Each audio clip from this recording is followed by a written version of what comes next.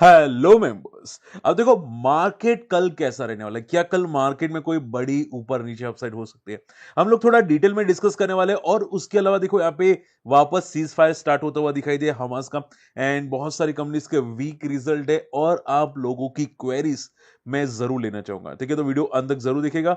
और देखो हम लोग यहाँ पे वेनसडे को लाइव आने वाले फुल डे को सीखने के लिए। ठीक है, अगर कोई इंटरेस्टेड है तो आप हमारी लिंक से डिबेट अकाउंट ओपन कर सकते हैं। आपको फ्री ऑफ कॉस्ट यहाँ पे काफी चीजें सीखने को मिलने वाली है। ठीक है, तो आप जरूर यहाँ पे हमारी लिंक से डिबेट अकाउंट ओपन कर सकते हैं। उसकी लिंक आपको वीडियो के डिस्क्रिप्शन कमेंट्स में जरूर मिल जाएगी। चलिए पॉइंट पे आ जाते हैं, शॉर्ट एंड सिंपल रखेंगे, कोई रॉकेट साइंस नहीं।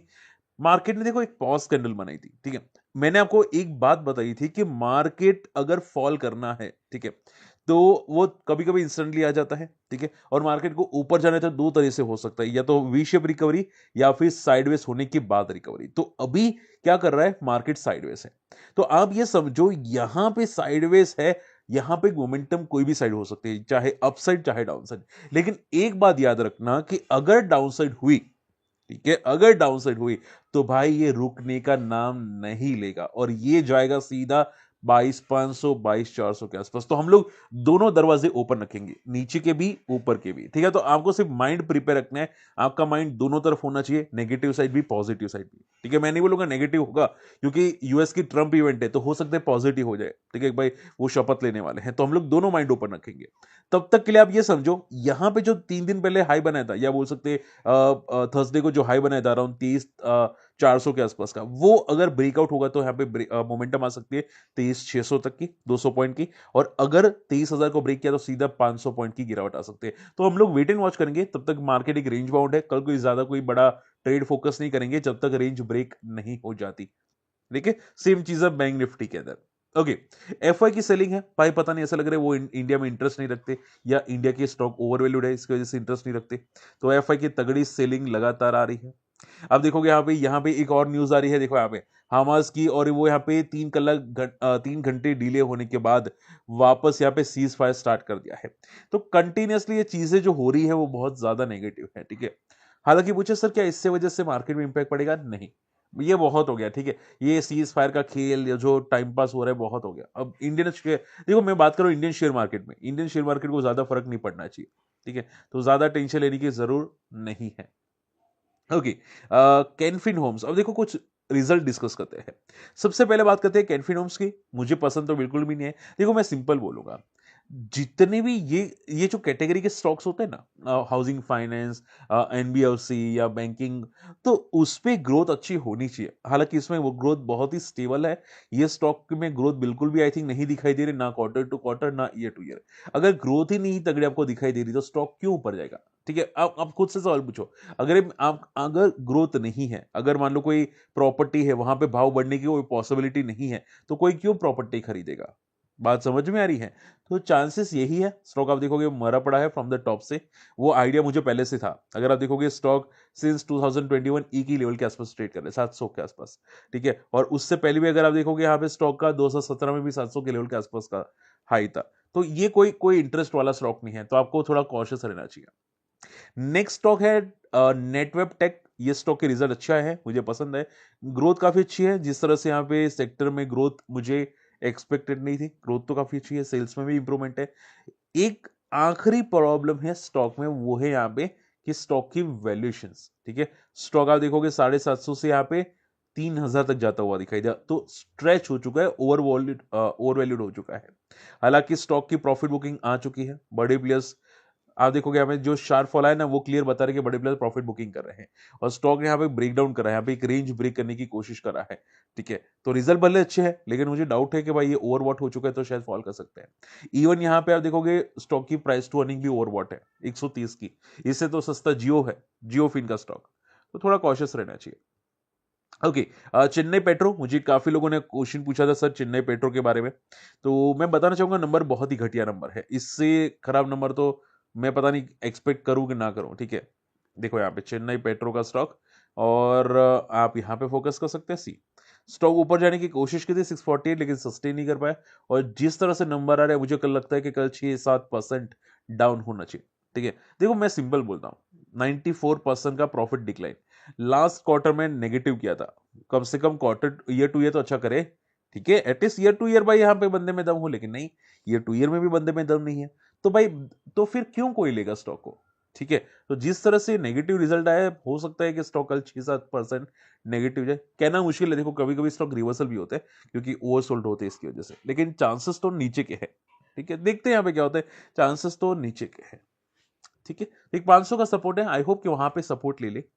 ओके, लास्ट दो न्यूज बची है, शेषशाही पेपर, पेपर स्टॉक्स में भी नंबर्स बहुत ही अच्छे नहीं आ रहे, और इवन करंट जो क्वार्टर रिजल्ट है ज्यादातर वीक आ रहा है। शेषशाही पेपर में आप देखोगे यहाँ पे 14 की पी है, लेकिन प्रॉफिट 76% से डिक्लाइन है, which is very negative, even EBITDA decline है, तो ये चीजें नेगेटिव है। तो आई थिंक सो कि भाई ये जो करंट क्वार्टर रिजल्ट आ रहे सभी लोगों के, वो काफी घटिया आ रहे, काफी खराब आ रहे, इसकी वजह से मार्केट में आपको गिरावट पहले से आ रही है। और मैं हमेशा बोलता हूं कि भाई एफआई जो होते हैं ना, फॉरेन प्लेयर्स एफआई, वो हमेशा स्मार्ट होते हैं, हमसे तो ज्यादा स्मार्ट होते हैं, उनको पता होता है कि रिजल्ट कैसे आने वाले हैं, ठीक है, तो पहले से प्रॉफिट बुकिंग करना स्टार्ट कर लेते हैं। ओके, तो ये भाई ये भी तगड़ा फॉल करने वाले कल पॉसिबल चांसेस है। ओके, लास्ट नॉट लीस्ट, भारतीय एयरटेल वोडाफोन आइडिया के लिए पॉजिटिव न्यूज है क्या, वो है कि इनका जो इंटरेस्ट है, ठीक है, जो आप देख सकते हैं यहाँ पे गवर्नमेंट जो इंटरेस्ट है वो 50% यहाँ पे इंटरेस्ट माफ कर देगी, और जो पेनल्टीज है एजीआर ड्यूज पे जो टोटल बनती है 1 लाख करोड़ का, वो माफ कर सकती है यहाँ पे वोडाफोन आइडिया पे। अब देखो, मैं 99% गवर्नमेंट को तो जानता हूं, स्पेशली निर्मला जी को, ठीक है, वो कहीं से भी पैसा नहीं छोड़ेगी। I don't know, I mean to say I don't think कि निर्मला जी को इम्पैक्ट पड़ेगा, कोई फर्क पड़ेगा, ठीक है। तो देखते हैं यहाँ पे क्या ये, हालांकि देखो ये न्यूज सोर्सेज की तरफ से है, लेकिन आई थिंक सो कि ये न्यूज फेक होनी चाहिए, तो इसको देख के ट्रेड करने की कोशिश मत करना, अगर ये न्यूज फेक हुई स्टॉक वापस क्रैश हो सकता है, ठीक है। और निर्मला को भाई आप भी जानना करो, जो लोग नहीं जानते, कि भाई वो कभी भी टैक्स नहीं छोड़ती, ठीक है, अगर ऊपर से जोरदार प्रेशर आता है तो ही टैक्स वो छोड़ेगी, वरना वो टैक्स नहीं छोड़ेगी। भाई जो बंदी पॉपकॉर्न पे 3 टैक्स लगा सकती है, भाई वो तो कहीं पे भी टैक्स लगा सकती है, उसकी बस चले तो वो सांस लेने पे भी टैक्स लगा सकती है, ठीक है, आपका आप टॉयलेट जाओगे तो भी टैक्स लगा सकती है वो, तो उसका तो कोई भरोसा नहीं है मेरे भाई, आप समझ रहे हो। तो आई डोंट थिंक भाई इतना 1 लाख करोड़ का पैसा कोई छोड़ेगी, ठीक है, देखते हैं फिर क्या होता है। ओके, आपका आपका कमेंट मुझे जरूर मेंशन करना, आपको क्या लगता है वो टैक्स क्या छोड़ेगी वोडाफोन आइडिया पे, या जो भी टैक्स लेने की कोशिश करे टैक्स टेलीकॉम सेक्टर पे। ओके, तब तक मैं यहाँ पे दूसरे क्वेरी देख लेता हूँ, यहाँ पे काफी लोगों की क्वेरीज थी। एक सर की क्वेरी थी कि सर मुझे आपकी रिसर्च पसंद आ रही है, आपके वीडियोस में रेगुलरली फॉलो करता हूँ, और मुझे चाहिए कि आने वाले 5 साल के अंदर कोई 5 बेस्ट शेयर जो मैं एक्यूमुलेट कर सकूं, ठीक है। तो देखो, दो पॉसिबिलिटी मैं आपको आंसर कर देता हूं, फिर आप अपनी तरह से चॉइस कर लेना। मैं दो पॉसिबिलिटी आपको बता सकता हूं। एक पॉसिबिलिटी कि आप निफ्टी 50 के स्टॉक फोकस करना चाहते कर सकते हैं, और वो भी कैसे स्टॉक्स, ऐसे स्टॉक्स जो ओवरसोल्ड है, लाइक आरएसआई, जिसका मंथली चार्ट पे 40 के आसपास है। और मैंने हमेशा आपको एक स्ट्रेटेजी बताई है कि जब भी 40 चार्ट पे 40 आरएसआई होता है चार्ट पे, मंथली चार्ट पे, तब वो स्टॉक पुल बैक करने की कोशिश करते हैं, वहां से रिकवरी साइन आती है, ठीक है। तो जो निफ्टी के स्टॉक्स है जो 40 आरएसआई पे टेस्ट हुए हैं, जो भी, वो आप फोकस कर सकते हैं, वो रडार पे रखना चाहते रख सकते हैं, या फिर आगे वाली जो फ्यूचर जनरेशन के स्टॉक है, like electric vehicles, solar, semiconductors, ठीक है, वगैरह वगैरह, वो कंपनी को रडार पे रख सकते हैं, लाइक ओला जैसे स्टॉक, या स्विगी जोमेटो जैसे स्टॉक, या पॉलिसी बाजार जैसे स्टॉक, या जस्ट डायल जैसे स्टॉक, ठीक है, वो आप रडार पे रखना चाहते रख सकते हैं। तो मैं आप पे छोड़ता हूँ, आपको क्या करना है, कौन से चूज करने हैं, ठीक है। बाकी तो देखो, आपको कोई पसंद है तो भी मुझे मेंशन कर सकते हैं, ठीक है। देखो मेरा thought process positive, I am sure आप समझ चुके हैं, मैंने थॉट प्रोसेस आपको समझा दिया है, ठीक है। अगर ज्यादा सेफ में जाना है तो निफ्टी या 50 के बॉटम आउट फोकस रख सकते हैं, थोड़े से फ्यूचर ग्रोथ में देखना है तो वो टाइप के फोकस रख सकते हैं।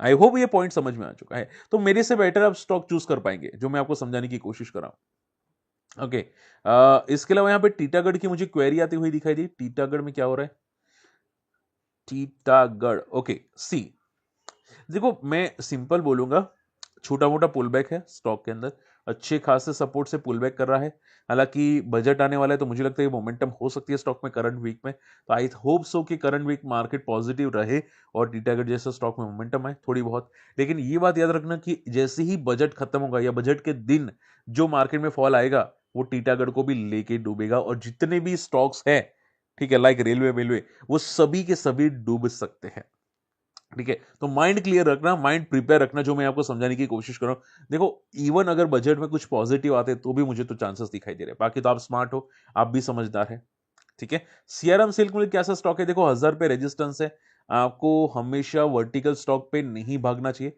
जो स्टॉक भाग चुके हैं, जो स्टॉक भाग रहे हैं, वो वर्टिकल स्टॉक पे नहीं देखना चाहिए। और अगर आपको देखना है तो स्टॉक में 3 पॉजिटिव कैंडल्स का वेट कर सकते हैं मंथली चार्ट पे। ये मंथ क्लोज नहीं हुआ, क्लोजिंग पे देख सकते हैं आप, ठीक है। और 1000 के ऊपर देख सकते हैं, अभी के लिए काफी रिस्की है। बाकी मैंने फंडामेंटल देखे, कंपनी के दम है वैसे फंडामेंटल में।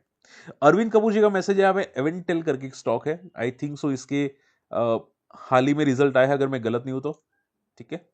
यहाँ पे मैं चेकआउट करना चाहूंगा सी।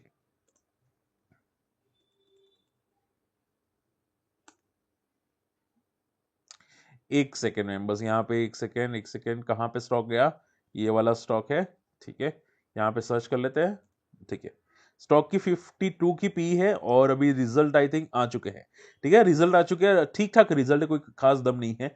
लेकिन देखो मैं सिंपल बोलूंगा, रिजल्ट के बाद भी स्टॉक सस्टेन नहीं कर पा रहा है। तो आपको रिजल्ट का, जैसे कि मैंने बोला 7 दिन का हाइक दिखिए, वैसे भी स्टॉक थोड़ा ओवर स्ट्रेच है और आप देखोगे मंथली चार्ट में भी नेगेटिव ट्रेंड, ठीक है। तो थोड़ा सा आपको कॉशियस रहना चाहिए, ठीक है। अब मैं एक सिंपल चीज बोलता हूँ, लिस्टिंग का हाई देखो, तब तक वेट कर सकते हैं अगर करना चाहते हैं तो, ठीक है। लिस्टिंग का high is important for the average stock, ठीक है। टाटा पावर की मुझे क्वेरी आती हुई दिखाई दी, सर टाटा पावर में क्या हो सकता है। I think so Tata power के भी रिजल्ट बाकी है, ठीक है। इसकी मैं अभी कोई टिप्पणी करूंगा तो थोड़ा गलत हो जाएगा, ठीक है। कोई कोई क्वेश्चन करूंगा मैं टाटा पावर के अंदर, तो थोड़ा गलत हो जाएगा। लेकिन लेकिन जहां तक मेरा नॉलेज है, जनरली इनके दिसंबर क्वार्टर के जो रिजल्ट आते हैं, ठीक है, वो थोड़े से वीक आते हैं, पावर कंजम्पशन कम हो जाता है ना, तो दिसंबर क्वार्टर के रिजल्ट वीक आते हैं, सेल्स भी थोड़ी कम हो जाती है। तो देखना पड़ेगा यहाँ पे टाटा पावर के कैसे रिजल्ट आते हैं। आई होप कि बेटर आए, कोई पैनिक ना हो। And last not the least, मुझे रिलायंस की भी क्वेरी आती हुई दिखाई दी, टाटा पावर में कवर कर चुका हूँ। रिलायंस की क्वेरी थी, सर रिलायंस का व्यू है क्या है। देखो रिलायंस का व्यू ऑलरेडी पॉजिटिव में बता चुका हूं। हाँ, छोटे मोटे पुलबैक्स होंगे, छोटे मोटे डीप होगा, लेकिन शायद ये बॉटम आउट हो चुका है, 1200 पे सपोर्ट ले रहा है और ऑलरेडी मंथली चार्ट पे ये ओवरसोल्ड का साइन दे चुका है। चलिए, आई होप आज का वीडियो पसंद आए, वीडियो शेयर कीजिएगा, चैनल सब्सक्राइब कीजिएगा, अकाउंट ओपन कीजिएगा हमारी लिंक से, और इन्वेस्टर्स कम्युनिटी को ज्वाइन कर सकते हैं। आप क्रिप्टो अगर इंटरेस्टेड रखते हैं फ्यूचर ट्रेडिंग में या ऑप्शन ट्रेडिंग में, तो ये डेल्टा एक्सचेंज हमारी लिंक से भी जरूर ट्राई कर सकते हैं। मिलते हैं अगले वीडियो में, तब तक के लिए गुड बाय, जय हिंद।